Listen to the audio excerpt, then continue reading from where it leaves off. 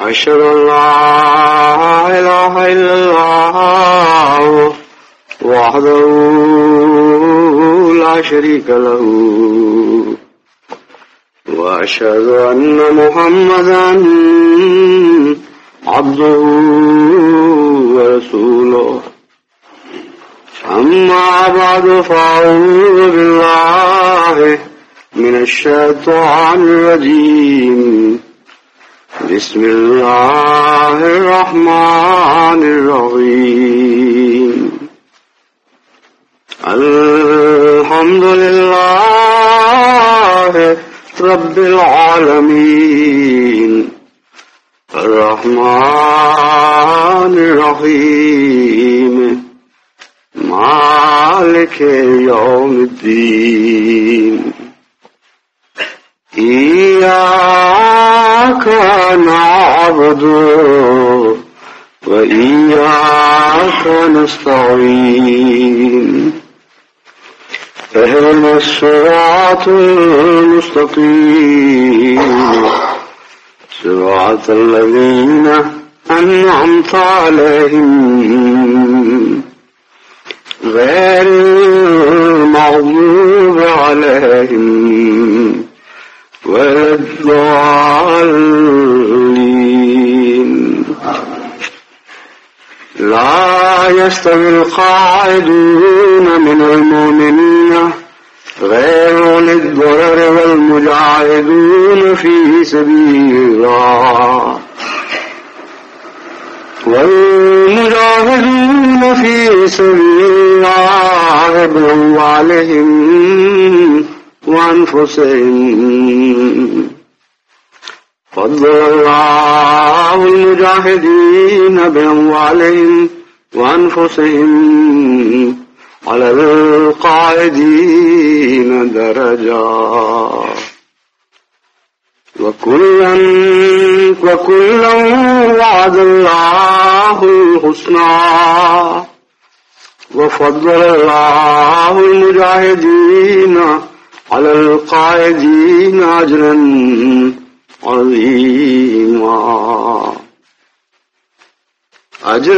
عظيما درجات منه ومغفرة ورحمة وكان الله غفورا رحيما. یہ دو آیات جو سورہ النساء کی آیات 96 اور 97 ہیں، ان کا ترجمہ یہ ہے کہ مومنوں میں سے وہ لوگ جو بیٹھ رہنے والے ہیں سوائے اس کے کہ وہ بیماری یا کسی دیگر آزار کے باعث مجبور ہوں، کسی قسم کی تکلیف کے نتیجے میں وہ عملاً کسی کام میں حصہ نہ لے سکتے ہوں، بس ایسے لوگ جو مومنوں میں سے بیٹھ رہنے والے ہیں وہ اور مجاہدین فی سبیل اللہ ایک جیسے نہیں. یعنی وہ مجاہدین فی سبیل اللہ جو اپنے اموال کے ذریعے بھی جہاد کر رہے ہیں، اپنی جانوں کے ذریعے بھی جہاد کر رہے ہیں، اللہ تعالیٰ نے ایسے مجاہدین کو جو اپنے اموال اور جانوں کے ذریعے خدا کی راہ میں جہاد میں مصروف ہیں، بیٹھ رہنے والوں پر ایک غیر معمولی درجہ عطا فرمایا ہے، ایک شاندار درجہ عطا کیا ہے. وَكُلًّا وَعَدَ اللَّهُ الْحُسْنَى، حالانکہ ویسے تو سب مومنوں کے لیے ہی خدا تعالیٰ نے حسن سلوک کا وعدہ فرمایا ہے، سب کے لیے ہی حسنہ عطا کرنے والا ہے، لیکن وَفَضَّلَ اللَّهُ الْمُجَاهِدِينَ عَلَى الْقَاعِدِينَ أَجْرًا عَظِيمًا، لیکن مجاہدین کے ساتھ جو غیر معمولی فضلوں کا سلوک ہے، بیٹھ رہنے والوں کو اس کے ساتھ کوئی نسبت نہیں، ان کے اوپر غیر معمولی درجہ اور غیر معمولی زیادہ رحمتوں کی بارشیں ہوں گی. جو مجاہدین ہیں درجات منہ، یہ ایسے عظیم مقامات ہیں جو خدا تعالیٰ کی طرف سے ان کو ملنے والے ہیں. درجہ کی بجائے یہاں درجات کہہ کر یہ غلط فہمی دور فرما دی کہ کوئی ایک ہی خاص مرتبہ ان کو عطا ہو گیا۔ درجات منہ میں ایک لامتناہی درجات کے سلسلے کا وعدہ فرما دیا گیا۔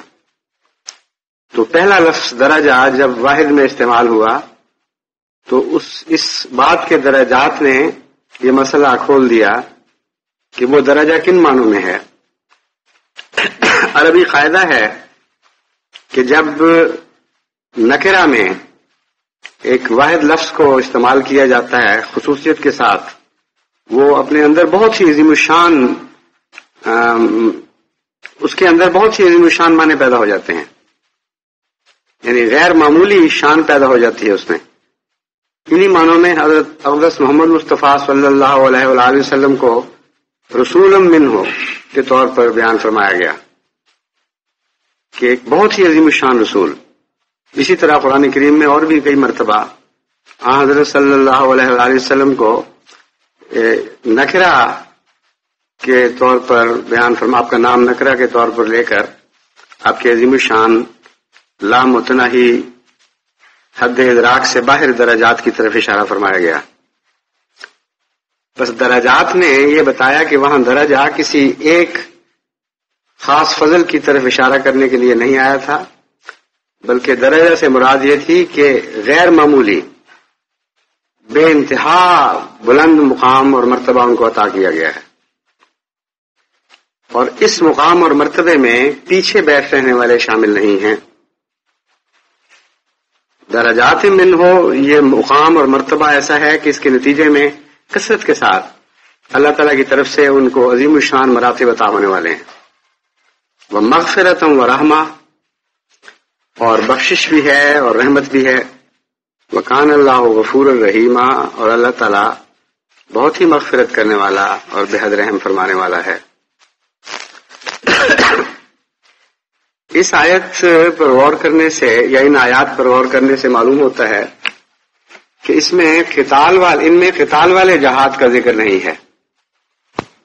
اس کی وجہ یہ ہے کہ قتال کے وقت جبکہ جہاد تلوار کی جنگ میں تبدیل ہو چکا ہو، اس وقت جو لوگ پیچھے بیٹھ رہتے ہیں اور ان کے پاس کوئی عذر نہیں ہوتا، ان کے متعلق تو قرآن کریم میں بہت ہی سخت وعید آتی ہے، اور ایک سے زیادہ مرتبہ ان کے متعلق خدا تعالیٰ کی سخت ناراضگی کا اظہار ملتا ہے، اور بہت ہی سخت تنبیہ ہے جس سے معلوم ہوتا ہے کہ ان کی سب نیکیاں ضائع ہو جائیں گی اگر وہ پیچھے بیٹھ رہیں گے، اور جب ساری قوم موت اور زندگی کی جد و جہد میں مبتلا ہو اور قتال ہو رہا ہو تو کسی مومن کو جو مجبور اور معذور نہ ہو، قرآن کریم یہ حق ہی نہیں دیتا کہ وہ بلا عذر قتال سے باہر رہے۔ اس کے باوجود یہاں جن قائدین کا ذکر ہے ان کا ذکر فرماتے ہوئے دو باتیں بڑی نمایاں نظر آتی ہیں۔ ایک تو یہ کہ کسی قسم کی کوئی وعید کہیں نہیں ملتی، کوئی ناراضگی کا اظہار نہیں ملتا، کوئی نارے جہنم کی وعید نظر نہیں آتی۔ اور دوسری بات یہ کہ اگرچہ ان کے اوپر جہاد کرنے والوں کے درجات کا بیان تو ہے، لیکن ان کو بھی خدا تعالیٰ کی طرف سے حسنہ سے باہر نہیں رکھا گیا، بلکہ جملہ معترضہ کے طور پر بیچ میں آیت کا یہ ٹکڑا داخل فرمایا گیا، وَكُلًّا وَعَدَ اللَّهُ الْحُسْنَى، پہلے مضمون کو چھوڑ کر بیچ میں اس کو داخل کر دیا گیا تاکہ یہ بات واضح ہو جائے کہ ان لوگوں پر بھی خدا تعالیٰ کا فضل تو بہرحال ہے، ان سے حسن سلوک کا وعدہ موجود ہے۔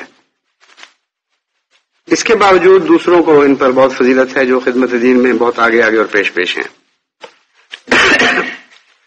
بس یہ کون سے مجاہدین ہیں اور یہ کون سے مومنین ہیں جن کے متعلق قرآن کریم نے یہاں ایک خاص رنگ میں روشنی ڈالی، اور وہ پیچھے بیٹھ رہنے والے کون سے ہیں جو پیچھے بیٹھ رہنے کے باوجود کسی نہ کسی رنگ میں ثواب میں شریک ہو جاتے ہیں۔ ان کے متعلق اگلی آیت کسی حد تک وضاحت فرما دیتی ہے۔ فرمایا ان الذین توفاہم الملائکۃ ظالمی انفسہم قالوا فیما کنتم قالوا كنا مستضعفين في الأرض قالوا ألم تكن أرض الله واسعة فتهاجروا فيها فأولئك مأواهم جهنم وساءت مصيرا. اور پھر فرمایا إلا المستضعفين من الرجال والنساء والولدان لا يستطيعون حيلة ولا يهتدون سبيلا فأولئك عسى الله أن يعفو عنهم وكان الله عفوا غفورا. ان دونوں کے متعلق یہ بیان فرما کر کہ بعض کو محض حسن سلوک کا وعدہ دیا گیا ہے، بعض کو غیر معمولی درجات عطا فرمانے کا وعدہ دیا گیا ہے، ایک اور گروہ کا ذکر فرمایا ان الذین توفاہم الملائکۃ ظالمی انفسہم. ایسے بھی ہیں جو اس حالت میں مرتے ہیں، یعنی خدا کے فرشتے ان کو اس حالت میں واپسی کا پیغام دیتے ہیں کہ وہ اپنے نفسوں پر ظلم کر رہے ہوتے ہیں. قالوا فیما کنتم، وہ فرشتے ان سے پوچھتے ہیں یا پوچھیں گے کہ تمہارا کیا حال تھا، کیوں تم نے ایسا کیا؟ وہ جواب دیتے ہیں کننا مستضعفین فی الارض، ہم زمین میں بہت کمزور سمجھے گئے اور ہم سے کمزوروں والا سلوک کیا گیا، اس لیے ہم اپنے دین پر قائم نہیں رہ سکے، نیک اعمال پر قائم نہیں رہ سکے. ظالمی انفسہم نے یہ بات واضح کر دی کہ کچھ ایسے لوگ بھی ہیں جو مجبوریوں کی حالت میں راہ حق سے یا عقیدتاً ہٹ جاتے ہیں یا عملاً ہٹ جاتے ہیں اور دین سے تعلق توڑ لیتے ہیں، خاموش ہو کر غائب ہو جاتے ہیں. تو یہ وہ قائدین ہیں جن کا پہلے قائدین سے کوئی تعلق نہیں، ایک الگ ایک تیسری قسم ہے جس کا بیان ہو رہا ہے.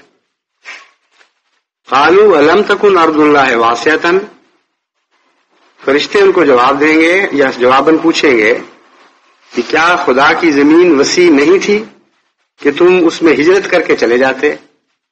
اولئک مأواہم جہنم وساءت مصیرا، یہ وہ لوگ ہیں جن کو جہنم کی سزا دی جائے گی اور بہت ہی برا ٹھکانہ ہے، لوٹ کر آنے کی جگہ ان کی پہنچنے کی جگہ بہت ہی بری ہے. الا المستضعفین من الرجال، اب ایک چوتھے گروہ کا بھی ذکر فرما دیا گیا.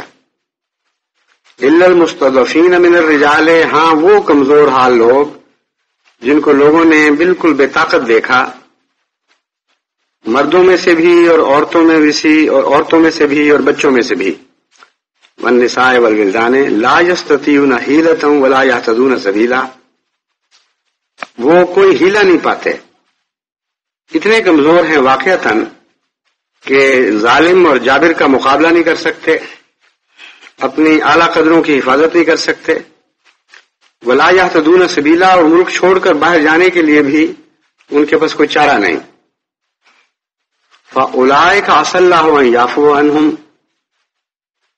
بعید نہیں کہ خدا تعالیٰ ایسے لوگوں سے عفو کا سلوک فرمائے. وکان اللہ عفوا غفورا، اور اللہ تعالیٰ بہت ہی عفو فرمانے والا اور بہت ہی بخشنے والا ہے. بس یہ جو چار گروہ ہیں یہ ایک ایسی حالت کی خبر دے رہے ہیں جس میں ایمان لانے کے نتیجے میں بعض خدا کے بندوں کو مظالم کا نشانہ بنایا جا رہا ہے. قتال نہیں ہو رہا، یک طرفہ ظلم توڑے جا رہے ہیں. اس وقت چار قسم کے گروہ ہیں جن کا ذکر ملتا ہے. ایک وہ جو ظلموں سے مروب ہونے کی بجائے خدا تعالیٰ کا پیغام دوسروں تک پہنچانے میں، مالی اور جانی قربانی پیش کرنے میں، خدا کی خاطر ہر قسم کے دکھ اٹھانے میں صف اول کے مجاہدین ہیں. ہر نیکی کے میدان میں مصائب کی شدت کے باوجود جرأت کے ساتھ آگے بڑھنے والے ہیں اور کسی قسم کی آفات ان کے اخلاص اور ان کے جذبہ خدمت پر برے رنگ میں اثر انداز نہیں ہوتی. دوسرا گروہ وہ ہے جو اپنے دین کی تو حفاظت کرتا ہے، اپنے ایمان کو نقصان نہیں پہنچنے دیتا، لیکن عملاً غیر معمولی طور پر خدمت دین میں آگے نہیں بڑھتا، خاموش بیٹھ رہتا ہے.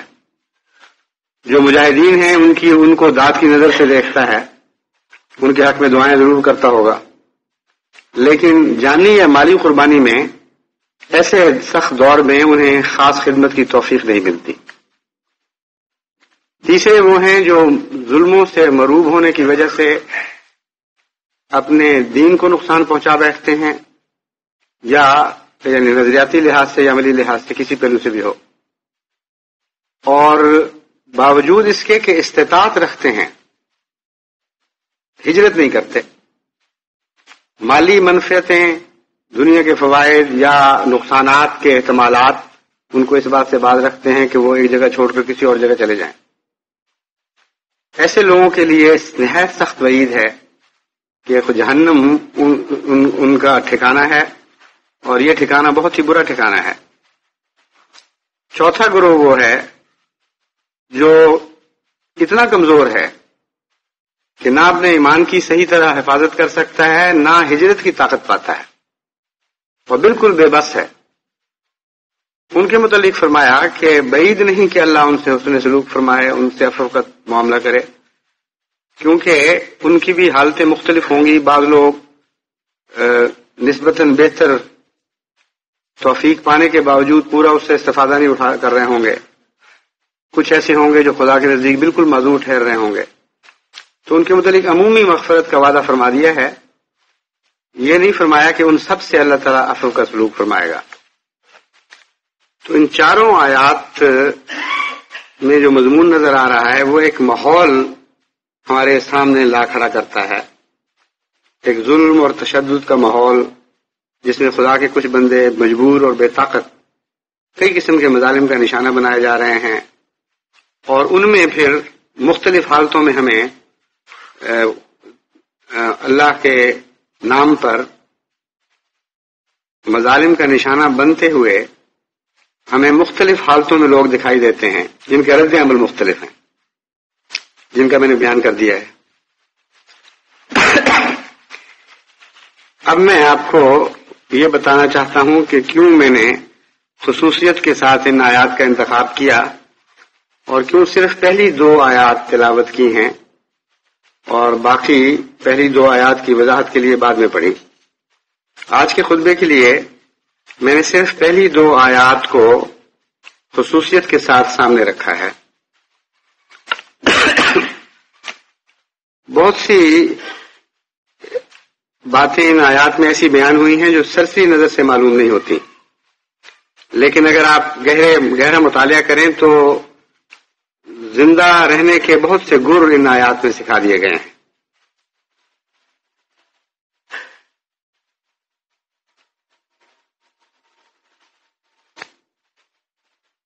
مختلف وقتوں میں مختلف منتظمین کو جن مسائل کا سامنا کرنا پڑتا ہے، دراصل ان کے انتظام کی صلاحیت نمایاں طور پر اجاگر ہو کر اس وقت ابھرتی ہے جب وہ مشکلات کے دور میں سے گزر رہے ہوں اور شدید مخالفت کا سامنا ہو، یہاں تک کہ یہ خطرہ ہو کہ اگر مستعدی کے ساتھ حالات کا مقابلہ نہ کیا گیا تو قوم شاید صفحہ ہستی سے مٹا دی جائے۔ ایسے حالات بھی قوموں پر آتے ہیں۔ جہاں تک الہی جماعتوں کا تعلق ہے، خدا کا وعدہ ہے کہ دشمن کو ہرگز توفیق نہیں ملے گی کہ وہ انہیں صفحہ ہستی سے مٹا دیں، اس لیے اس خطرے کا تو کوئی سوال ہی پیدا نہیں ہوتا۔ جہاں تک ذمہ دار منتظمین کا تعلق ہے، ان کے پھر مختلف قسم کے حالات ہیں۔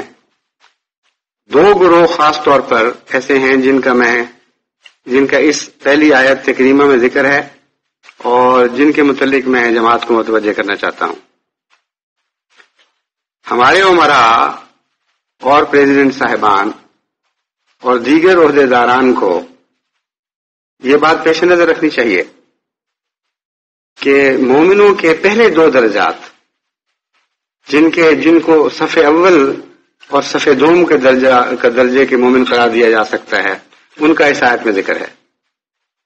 ایک وہ ہیں جو ہر حال میں، ہر مشکل کے وقت بہرحال سابقون میں شامل رہتے ہیں اور خدا کی خاطر ہر مصیبت کے دور میں بھی خدمت دین سے پیچھے نہیں ہٹتے.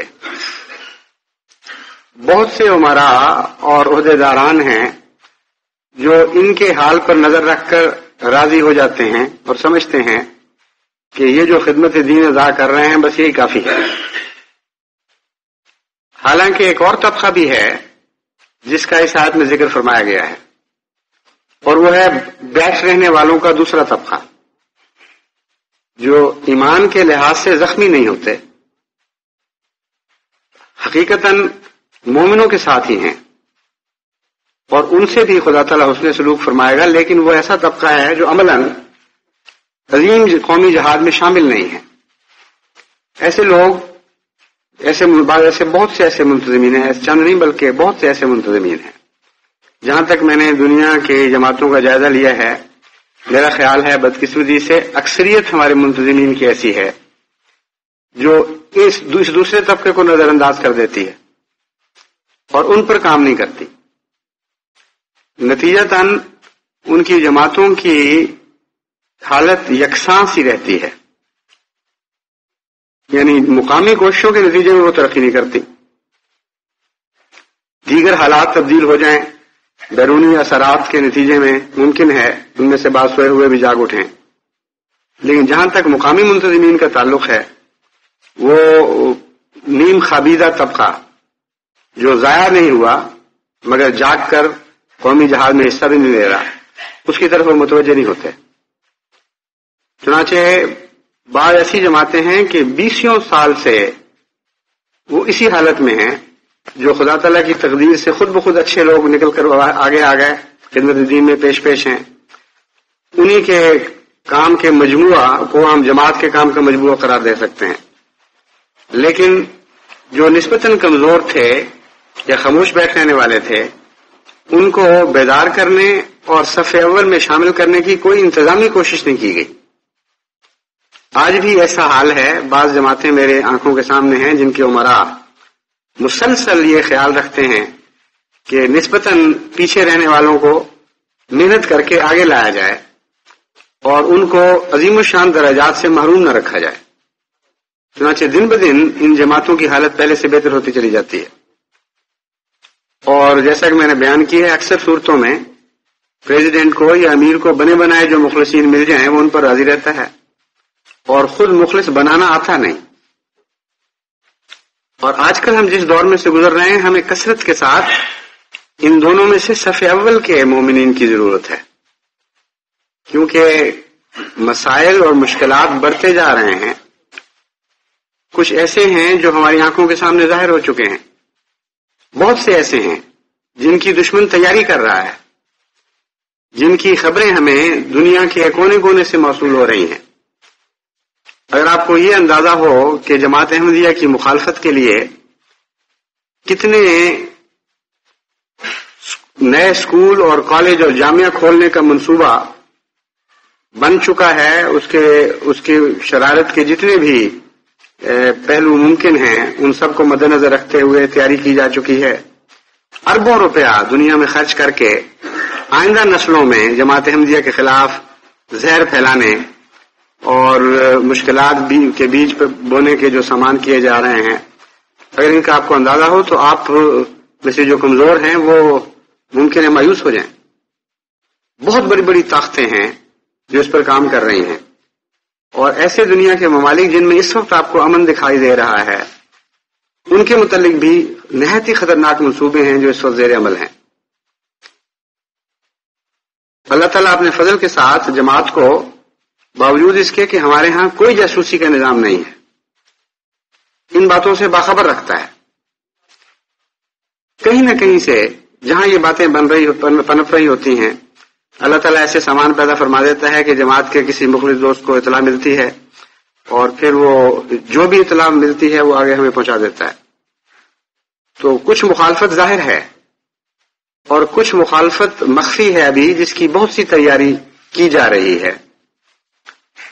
اسی طرح مخالفت سے قطع نظر جماعت کے کام جو نئے ابھر رہے ہیں، نئے منصوبے ہمارے سامنے آ رہے ہیں، نئی ترقی کی راہیں اللہ تعالیٰ کھول رہا ہے، نئے محنت کے میدان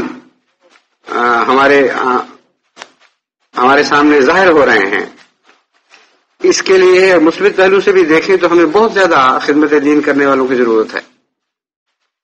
تو ذمہ داریاں اتنی زیادہ ہیں کہ یہ چند آدمی جو خود بخود اخلاص کے ساتھ پیدا ہو جاتے ہیں، جن کا خدا تعالیٰ نے فرمایا ہے، ذکر فرمایا کہ ہر حالت میں انہوں نے خدمت دین کرنی ہے، کوئی حالات کی تبدیلیوں نے باز نہیں رکھ سکتی، وہ ہمیشہ صف اول میں رہیں گے، جان مال کی قربانی میں ہمیشہ پیش رہیں گے.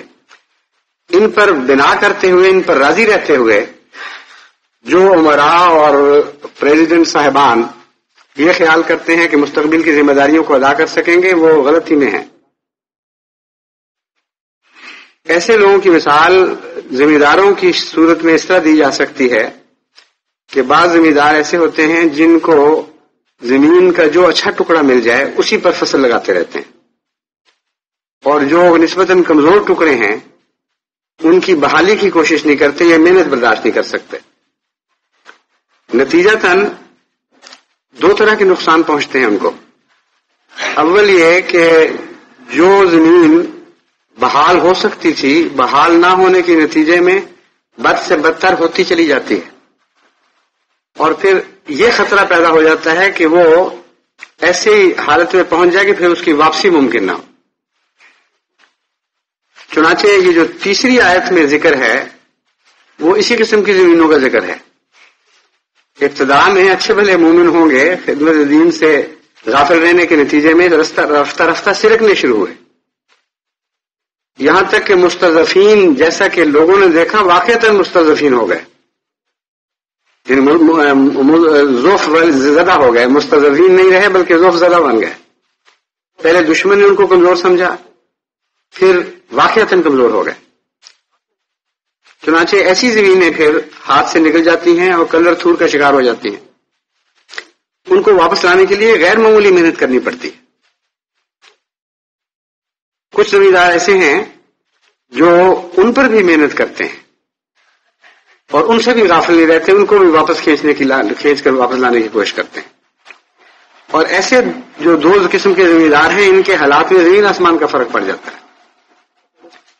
مجھے لمبا تجربہ ہے زمینداری کا، خود اپنے بھی اور بھائیوں کی مشترکہ زمین پر ہی میں نے کام کیا ہے، اس لیے میں جانتا ہوں کہ جہاں ایسا مینیجر ہو جو محض دکھاوے کے لیے اپنی ایوریج یعنی اوسط کو بڑھانا چاہتا ہے، وہ بالعموم اچھی زمینیں اپنے لیے چن لیتا ہے اور انہی پر کام کرتا ہے، اور وہ کہتا ہے کہ دیکھیں میرے فی ایکڑ اوسط کا معیار دوسرے سے بہتر ہے. اس کے مقابل پر ایک دوسرا مینیجر ہوتا ہے جو دیانتداری اور اخلاص کے ساتھ ذمہ داری سے محبت کرتے ہوئے ذمہ داری کے اصولوں کو سمجھ کر کام کرتا ہے. اس کی کیفیت یہ ہے کہ شروع میں بعض دفعہ اس کی اوسط کم دکھائی دیتی ہے اور بعض دفعہ کئی سال تک اس کے کام کی خوبیاں ظاہر نہیں ہوتی، لیکن رفتہ رفتہ جب آپ دیکھتے ہیں تجزیہ کر کے گزشتہ سالوں سے مقابلہ کر کے تو معلوم ہوتا ہے کہ اس کی زمینیں پہ دوسرے مینیجر کی نسبت بہت زیادہ آگے نکل چکی ہیں. خراب زمینوں اچھی زمینوں کی نسبت میں فرق پڑ گیا، اچھی زمینیں پہلے سے بہت بہتر ہو گئی رفتہ رفتہ. لیکن اس کے برعکس جو خراب مینیجر ہے یا خراب زمیندار یا ناواقف زمیندار، اس کو ایک اور نقصان بھی پہنچتا ہے. اگر زمین اچھی ہو اور تھوڑی ہو اور اس پر زیادہ بوجھ ڈالا جائے تو پھر وہ اچھی نہیں رہتی اور وہ بھی کمزور ہونے لگ جاتی ہے. طاقت سے بڑھ کر بوجھ ڈال دیں تو جتنا پہلے آپ حاصل کر سکتے تھے اس سے وہ حاصل نہیں کر سکتے. اب مثال لیں، ہمیں مالی طور پر قربانی کی مسلسل پیچھے سے ضرورت پڑتی چلی آ رہی ہے اللہ کے فضل سے، اور جماعت بڑے شوق سے اس میں حصہ لیتی چلی جا رہی ہے. کئی امیر ہیں جو نسبتاً مالی قربانی میں پیچھے رہنے والوں کی طرف بھی توجہ کرتے ہیں. چنانچہ جب نئی تحریکیں آتی ہیں، جب نئے قسم کے مالی قربانی کے تقاضے سامنے آتے ہیں تو ہر وقت کچھ نئے لوگ ہیں جو آگے آ کر اس بوجھ میں ساری جماعت کے شریک ہوتے چلے جا رہے ہوتے ہیں. بعض عمرا ایسے ہیں دوڑ دوڑ کر انہی کے پاس جاتے ہیں جن کو مالی قربانی کی عادت ہے، اور ایک دفعہ دو دفعہ تین دفعہ جب ان پر بوجھ ڈالتے ہیں تو چوتھی یا پانچویں دفعہ پھر آخر وہ اپنے دروازے بند کرنے لگ جاتے ہیں. گھبرانے لگ جاتے ہیں کہ اب فون آیا ہے یا اطلاع آئی ہے، دروازہ کھٹکا ہے تو ضرور کچھ مانگنے کے لیے آئے ہوں گے. ان کے اوپر ضرورت سے زیادہ بوجھ ڈالنے کے نتیجے میں جماعت پر بھی ظلم کیا گیا اور ان کی ذات پر شدید ظلم کیا گیا.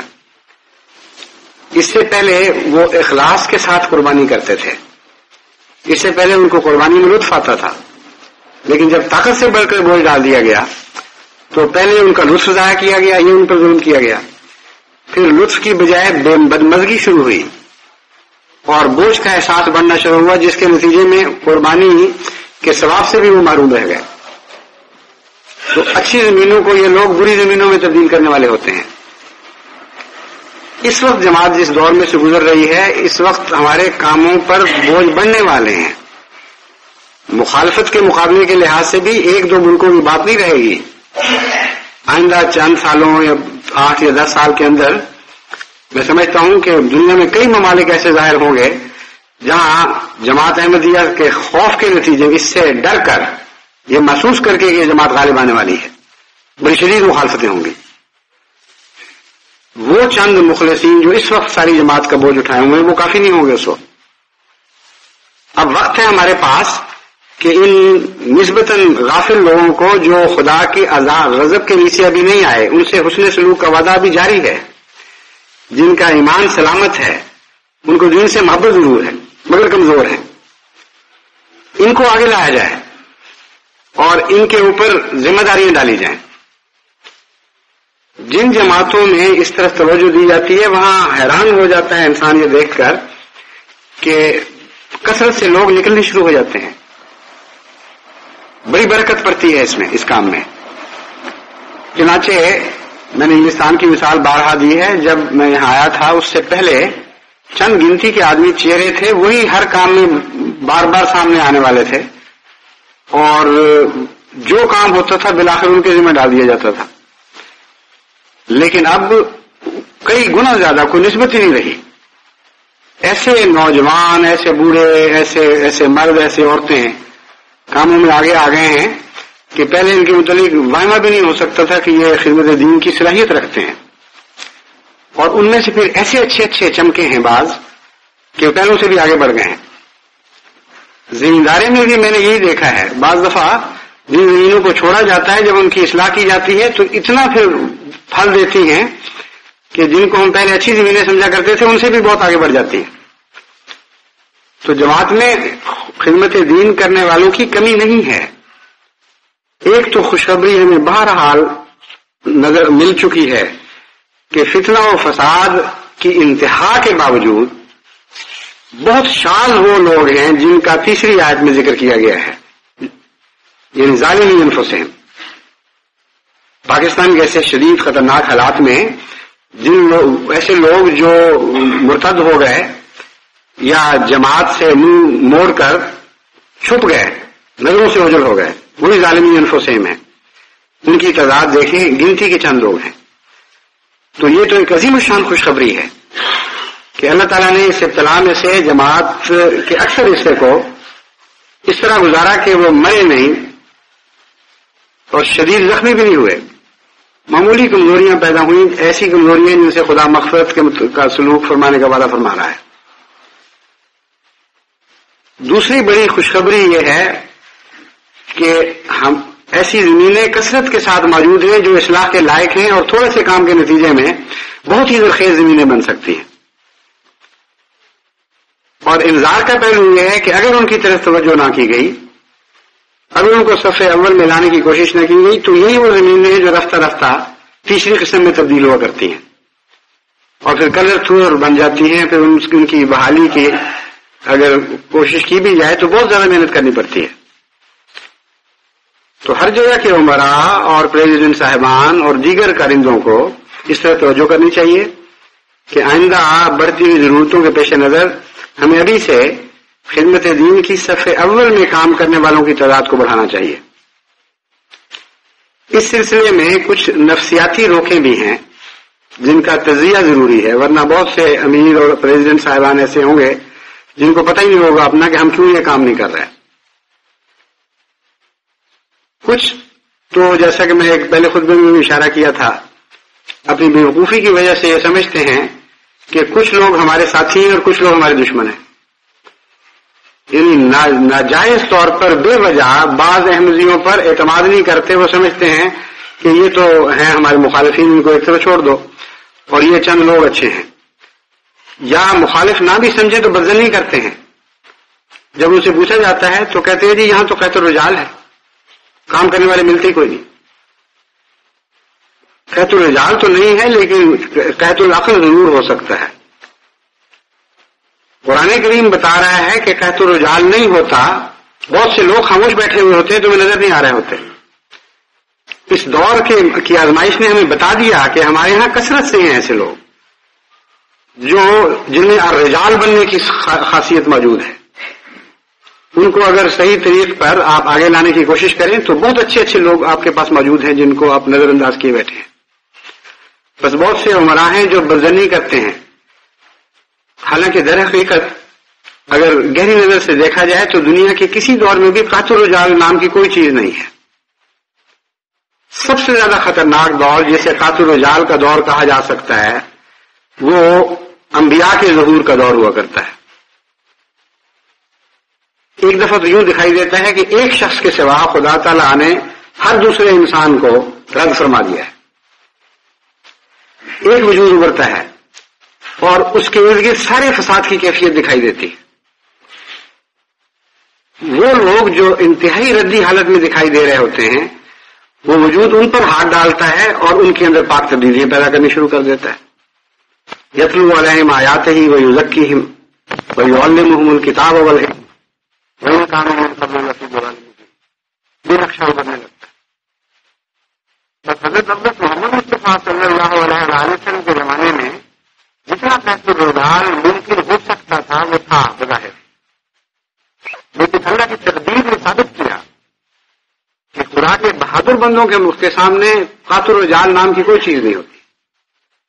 جو اللہ پر توکل کرنے والے ہوتے ہیں، دعاؤں اس سے خدا کی مدد مانگتے ہیں اور جہاد فی سبیل اللہ اپنے اموال اور اپنی جانوں سے کرنے کے لیے ہم وقت تیار رہتے ہیں، ان کو خدا یہ توفیق بخشتا ہے کہ جہاں مرد نظر نہ آ رہے ہوں وہاں سے مرد پیدا کر کے دکھا دیتے ہیں.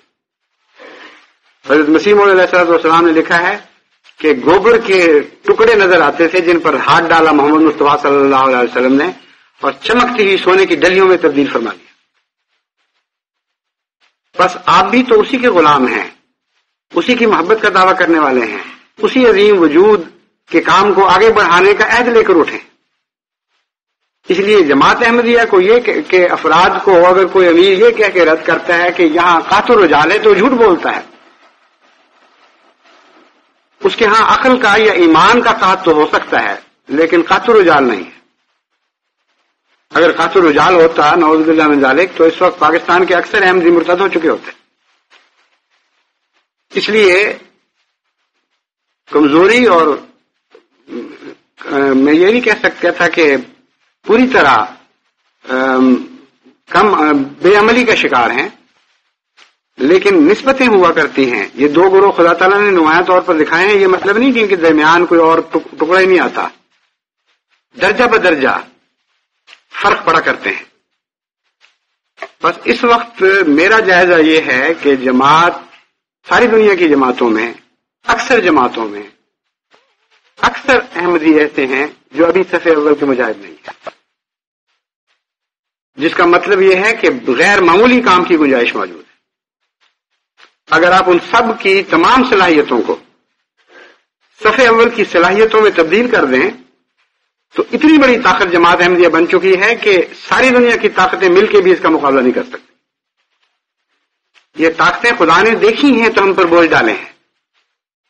یہ طاقتیں خدا کی تقدیر کو دکھائی دی ہیں تبھی اتنے بڑے بڑے ابتلاؤں میں سے جماعت کو خدا تعالی نے گزارنا شروع کیا. بس ان کا مقابلہ کرنے کے لیے بہت بڑی ذمہ داری عائد ہوتی ہے امرائے جماعت پر اور پریزیڈنٹ صاحبان پر یا دیگر عہدے دار، وہ قائد کہلائیں یا زعیم کہلائیں، جو نام بھی ان کا رکھیں. طریقہ کار یہ ہونا چاہیے کہ کچھ پیچھے ہٹنے والے یا کمزور رہنے والے آدمیوں کے اوپر تھوڑی تھوڑی ذمہ داریاں ڈالنا شروع کریں، ان کو اپنے ساتھ ملائیں، ان سے محبت اور پیار کا سلوک کریں، ان پر اعتماد کریں. ان سے کہیں کہ یہ کام جماعت کے ہونے والے ہیں، چند ہی آدمی ہیں، ان پر بار بار بوجھ ڈالے جاتے ہیں، وہ خطرہ ہے وہ تھک نہ جائیں یا ان کی طاقت سے بوجھ بڑھ نہ جائے، اس لیے آپ تھوڑا سا ان کو سہارا دیں۔ چنانچہ بعض اچھے آدمیوں کے ساتھ بعض کمزور آدمی شامل کیے جائیں، نوجوانوں کو بھی پکڑا جائے اور کچھ نہ کچھ کام دیا جائے۔ کام اگر دیا جائے اور کوئی کام کر لے تو کسی شخص کا یہ احساس کہ میں نے ایک اچھا کام کیا ہے، یہی اس کی جزا ہوا کرتی ہے، اور آئندہ کام کے لیے طلب دل میں پیدا ہو جاتی ہے۔ ایک ایسا اہم نفسیاتی نقطہ ہے جس کو بڑھا دینے کے نتیجے میں ہم بہت سے اپنے آدمیوں کو ضائع کر دیتے ہیں۔ کسی آدمی کو پکڑیں، اس سے کوئی اچھا سا کام لے لیں اور پھر دیکھیں کہ اس کے اندر کیسی بشاشت پیدا ہوتی ہے، اور آئندہ اتنا کام نہیں بلکہ اس سے زیادہ کام کرنے کی صلاحیت اس میں پیدا ہو جاتی ہے۔ اسی طرح رفتہ رفتہ ترقی ہوتی ہے اللہ تعالیٰ کے فضل کے ساتھ، اور یہ کام ایسا نہیں ہے جو ایک دو دن میں ہو، بعض دفعہ مہینوں، بعض دفعہ کئی سال چاہیے، لیکن ایسی جماعتیں جو اس طرح اپنے کمزوروں کو طاقتوروں میں تبدیل کرنے کا عزم رکھتی ہیں اور حکمت کے ساتھ منصوبہ بنا کر ان پر کام کرتی ہیں، ان کی حالت دن بدن بدلتی چلی جاتی ہے۔ اللہ کے فضل سے دنیا میں کئی ایسی بڑی بڑی جماعتیں ہیں جو بڑے بڑے صوبوں کا بوجھ اٹھانے کے قابل ہوگی، بڑے بڑے ملکوں کا بوجھ اٹھانے کے قابل ہوگی، اور ایسی کثرت سے جماعتیں ہیں جو بھی بیدار نہیں پوری طرح۔ بس اللہ تعالیٰ نے جو یہ فرمایا کہ مومنوں میں سے جو قائدین ہیں، بیٹھ رہنے والے، ان میں اور آگے بڑھنے والوں میں بہت فرق ہے، غیر معمولی فرق ہے۔ تو اس میں ایک خاص نقطہ ہے جو ہمیں بیان فرمایا گیا، جو ہمیں نظر انداز نہیں کرنا چاہیے۔ جتنا ان میں فرق ہے اتنا ہی ہم ان کے درجات سے محروم ہو رہے ہیں۔ معلوم یہ ہو رہا ہے کہ ہم میں سے جو بہترین کام کرنے والے ہیں وہ نہ کام کرنے والوں سے اتنا آگے نکل چکے ہیں کہ اگر نہ کام کرنے والوں کو قدم ہم بڑھانے شروع کریں، ان کو ان کے ساتھ ملانے کی کوشش کریں، تو بہت سے درجات سے گزر کر ان کو وہاں تک پہنچنا ہوگا، اور جتنے درجات سے وہ گزریں گے اتنا ہی جماعت کو فائدہ ہے۔ ہر درجے پہ وہ جماعت کے لیے کچھ حاصل کرنے والے ہیں، ان کی کوششیں ہر مقام پر جماعت کے لیے کوئی پھل پیدا کریں گی۔ ترقی کی لامتناہی گنجائش موجود ہے، یہ بتا رہی ہے۔ اپنے اولین کو دیکھو اور اپنے آخرین کو دیکھو کہ تمہارے اندر پوشیدہ صلاحیتیں موجود ہیں۔ بس اس نقطۂ نگاہ سے دنیا کی ہر جماعت میں باقاعدہ منصوبہ بننا چاہیے، ملکی سطح پر بھی، صوبائی سطح پر بھی اور جماعتی سطح پر بھی، اور ایسے لوگ جن کی بہت سی صلاحیتیں ابھی ہارنس نہیں ہوئی، ان کے اوپر ذمہ داریوں کے بوجھ نہیں ڈالے گئے، ان کے متعلق منصوبے بنائے جائیں کہ کس طرح ان کو آہستہ آہستہ جماعت کے غیر معمولی فعال اور خدا کی رضا حاصل کرنے والے وجودوں میں تبدیل کرنا ہے۔ میں امید رکھتا ہوں کہ اگر ہم ساری دنیا میں اس منصوبے پر عمل شروع کر دیں تو اس کے غیر معمولی فوائد فوری اگر نظر نہ بھی آئے تو آئندہ چند سال میں ظاہر ہوں گے، اور ہمارے جتنے بھی نیک منصوبے ہیں ان سب میں برکت پڑ جائے گی۔ منصوبے اچھے جتنے چاہیں ہوں، اگر اچھے کارکن میسر نہ ہوں تو منصوبے بے معنی ہو جایا کرتے ہیں۔ اچھے کارکن میسر ہوں مگر تعداد کافی نہ ہو اور منصوبہ زیادہ بوجھ اٹھانے والا ہو تو پھر بھی انسان بہت سی برکتوں سے محروم رہ جایا کرتا ہے۔ تو جماعت میں اللہ تعالیٰ کے فضل سے نہایت اعلیٰ منصوبوں کی کوئی کمی نہیں ہے، جماعت خود ایک نہایت اعلیٰ منصوبہ ہے، لیکن کام کرنے والوں کی کمی ہے، اور جتنا آپ نے ترقی کی ہے اتنا اس کمی کا احساس زیادہ پیدا ہوا ہے۔ گزشتہ چند سال میں اللہ تعالیٰ کے فضل سے اس ابتلا کے نیک پھل کے طور پر خدا نے جماعت کو بہت ہی ترقی عطا فرمائی ہے، اور اس ترقی سے نے میری توجہ اس بات کی طرف مبذول کی ہے کہ اگر سارے ہم شامل ہو جائیں اور اپنا سب کچھ اس راہ میں ڈال دیں تو سینکڑوں گنا زیادہ ترقی اور ممکن ہے۔ بہت سے درجات ہیں جنہیں ہم نے ابھی طے کرنا ہے اور جو ہمارے منتظر ہیں۔ تو اللہ تعالیٰ ہمیں توفیق عطا فرمائے۔ یہ کام 1-2 سال میں تو ہونے والا مکمل نہیں ہوا کرتا، کسی خوش فہمی کا شکار نہیں ہونا چاہیے۔ لمبی محنت ہے جو چاہیے. جس طرح زمینیں بحال نہیں ہوا کرتی اس طرح انسان بھی اتنی جلدی بحال نہیں ہوا کرتے. وقت لگتا ہے, بہت محنت چاہیے, نئی نئی ترکیبیں پھر آپ کو سوجیں گی, اور 4, 5, 10 سال کے اندر مسلسل جماعت کی حالت بدلتی رہے گی. بہت ضروری ایک اور نقطۂ نگاہ سے بھی ہے, اگر آپ کے پاس اچھے مربی اور نہ آئے تو نئے آنے والوں کی تربیت سے ہم محروم رہ جائیں گے, اور اس کے نتیجے میں پھر بہت سے خطرات ہیں جو درپیش ہوں گے. ہمارا کردار بدل جائے گا, بجائے اس کے کہ ہم مؤثر ہوں لوگوں پر, ہم متاثر ہو جائیں گے.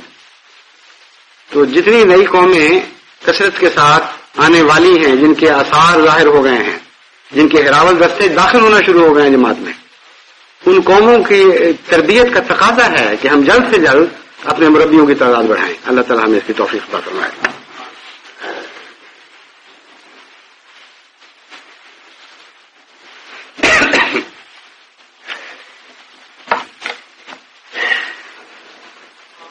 الحمد للہ نحمده ونستعینه ونستغفره ونؤمن به ونتوکل علیہ ونعوذ باللہ من شرور انفسنا ومن سیئات اعمالنا من يهده الله فلا مضل له ومن يضلل فلا هادي له ونشهد أن لا إله إلا الله وحده لا شريك له ونشهد أن محمدا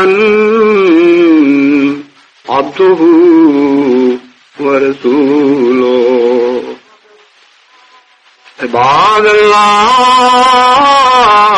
رحمكم اللہ ان اللہ یامر بالعدل والإحسان وإیتاء ذی القربى وینہی عن الفحشاء والمنکر والبغی یعظکم لعلکم تذکرون.